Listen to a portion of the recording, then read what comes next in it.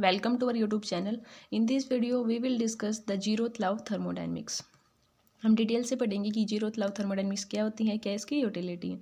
ठीक है, वैसे ही हमें पता है कि जीरोथ लॉ ऑफ थर्मोडायनेमिक्स कब डिस्कवर की थी, after first and second law, तब इसका नाम जीरोथ लॉ दिया गया, क्योंकि इसकी ज़रूरत पहले थी हमें, क्योंकि जो थर्मोडायनेमिक में टर्म आती है temperature, first and second law, उसमें कुछ भी नहीं बताया गया था टेम्परेचर का क्या मीन्स है। जीरोथ लॉ ऑफ थर्मोडायनेमिक हमें कंसेप्ट देती है टेम्परेचर का, मीन्स डिग्री ऑफ हॉटनेस कितनी है, वही टेम्परेचर मेजर करता है, वो जीरोथ लॉ ऑफ थर्मोडायनेमिक्स देती है। तब इसका नाम जीरोथ लॉ रखा गया था, क्योंकि पहले इसकी नीड थी, लेकिन डिस्कवरी ये बाद में हुई थी after first and second law. ठीक है, वैसे सिंपल यूनिवर्सिटीज एग्जाम में आपका 1 या 2 मार्क्स में पूछ सकते हैं कि जीरोथ लॉ थर्मोडायनेमिक्स की स्टेटमेंट पूछ लें आपसे, उसकी क्या यूटिलिटी है, मीन्स एप्लीकेशन। 1 या 2 मार्क्स, ज़्यादा नहीं पूछते zeroth law thermodynamics, mostly first law thermodynamics है, क्योंकि उसमें आप adiabatic isothermal expansion work done वगैरह भी कैलकुलेट करते हैं हम। ठीक है, देखिए सिंपल वर्ड्स में हम पढ़ते हैं कि zeroth law of thermodynamics simple means, एक फर्स्ट आपको इसका सेकंड नेम भी बोलते हैं हम इसको law of thermal equilibrium. Second name है इसका जीरोथ लॉ को ही हम लॉ ऑफ थर्मल इक्विलिब्रियम बोलते हैं। देखिए जीरोथ लॉ स्टार्ट करने से पहले अब में ये टर्म आएगी आपके पास थर्मल इक्विलिब्रियम। थर्मल इक्विलिब्रियम का मीन्स क्या है, थर्मल मीन्स क्या होता है, हीट मीन्स टेम्परेचर। यहाँ पे जो 2 सिस्टम लोगे आप, जैसे 3 zeroth law thermodynamic, thermal equilibrium means temperature यहाँ पे कांस्टेंट रहेगा, सेम रहेगा जितने भी सिस्टम लोगे 1 2 3 समथिंग सो ऑन। ठीक है, देखिए जीरोथ लॉ क्या बोलती है, ये बोलती है कि when the 2 body are thermal equilibrium में है किसी थर्ड के साथ में, तो वो आपस में भी थर्मल इक्विलिब्रियम में होंगे। कैसे, देखिए हम जैसे हमने मान लिया, जैसे आपके पास 3 सिस्टम मान लिए ए बी सी, ये 3 सिस्टम है, एज्यूम कर लिया आपने, जैसे ये सिस्टम मान लो 3 सिस्टम है। अब हमने मान लिया जैसे इसका टेम्परेचर आप T1 मान लीजिए, इसका T2 मान लीजिए, इसका हम T3 एज्यूम कर लेते हैं, एज्यूम दैट।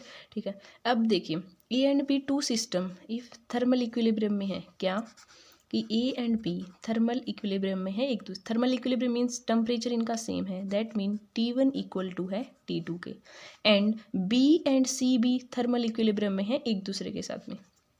दैट मीन क्या है, B and C B thermal equilibrium है, मीन्स इनका टेम्परेचर भी सेम होगा, T2 एंड T3 भी सेम है। तो जीरोथ लॉ क्या बोलती है कि देखिए सेपरेटली ए बी के साथ में थर्मल इक्विलिब्रियम है, बी सी के साथ में, तो ए एंड सी भी आपस में थर्मल इक्विलिब्रियम में होंगे।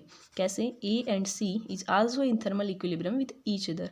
दैट मीन ए का टेम्परेचर क्या था T1 एंड सी का क्या था T3, तो दैट मीन T1 T3 भी इक्वल होंगे।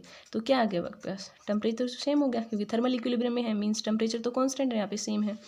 तो जीरोथ लॉ थर्मोडायनेमिक क्या बोलती है, जैसे यहाँ पे हमने 3 सिस्टम लिए, जैसे 2 सिस्टम थे, ए सिस्टम सेपरेटली किसके साथ इक्विलिब्रियम में था, बी, एंड बी सी के साथ में।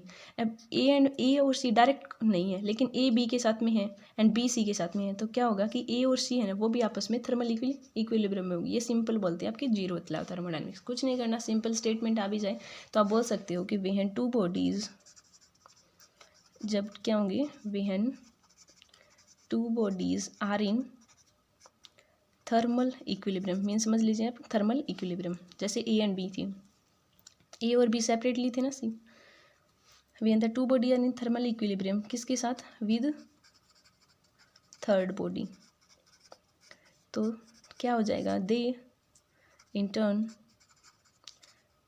Also in thermal equilibrium with each other.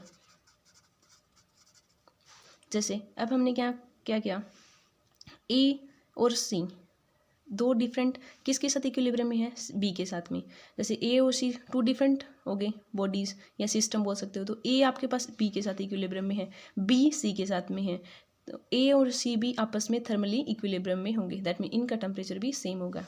ये हमें जीरोथ लॉ थर्मोडायनेमिक्स बताती हैं। ठीक है, अब इसकी यूटिलिटी क्या है, मीन्स क्या एप्लीकेशन है, किसके बारे में बताता है हमें, किसका कंसेप्ट देता है, टेम्परेचर का कंसेप्ट। मीन्स टेम्परेचर को आपको क्या करना है, अब देखिए टेम्परेचर का मीन्स क्या है यहाँ पे, जैसे आपके पास ये सिस्टम मान लिया हमने ए है, ये सिस्टम आपके पास बी है।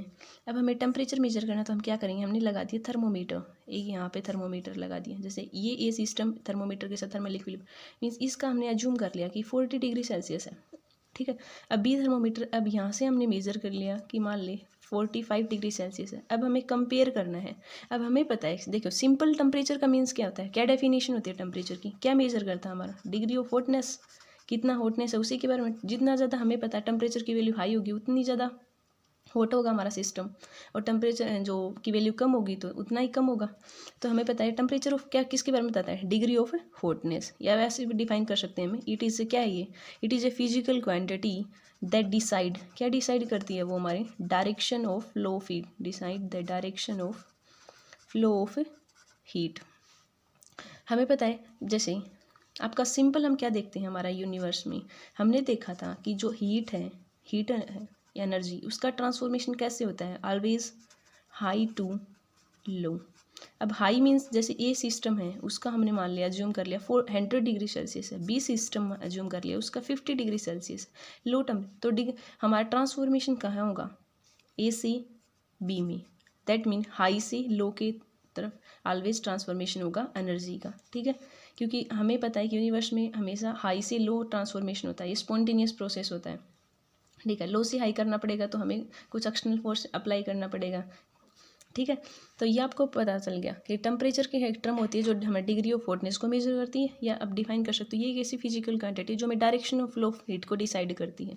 जैसे हम, और जो जीरोथ लॉ ऑफ थर्मोडायनेमिक्स है, जैसे हमें ये टू सिस्टम है इनको कंपेयर करना है डिग्री ऑफ हॉटनेस पे, जैसे आपने ए को कंपेयर कर लिया 40 डिग्री है 45, तो यहाँ पे हम कंपेयर कर सकते हैं कि कौन सा ज़्यादा हॉट होगा, हॉट कौन सा होगा, बी वाला, क्योंकि इसका टेम्परेचर की वैल्यू हाई है। तो कंपेरिजन करने के लिए हॉटनेस ऑफ टू बॉडीज़ या सिस्टम को, तब हम किसके टर्म हेल्प से कर सकते हैं, टेम्परेचर की हेल्प से। वो किसने दिया था concept, zeroth law of thermodynamics ने, सिंपल कैलकुलेट करने के लिए। तो जीरोथ लॉ कुछ भी नहीं है, बस यही सिंपल बोलती है कि जैसे टू बॉडीज़ अगर थर्मल इक्विलिब्रियम में सेपरेटली, जैसे ए आपके पास ए और बी सिंपल थे, ए जैसे बी के साथ में था बी सी, तो आपस में भी ये थर्मल इक्विलिब्रियम में हो जाएंगे। भाई यही simple zeroth law of thermodynamics की स्टेटमेंट है। आई होप आपको समझ आया होगा।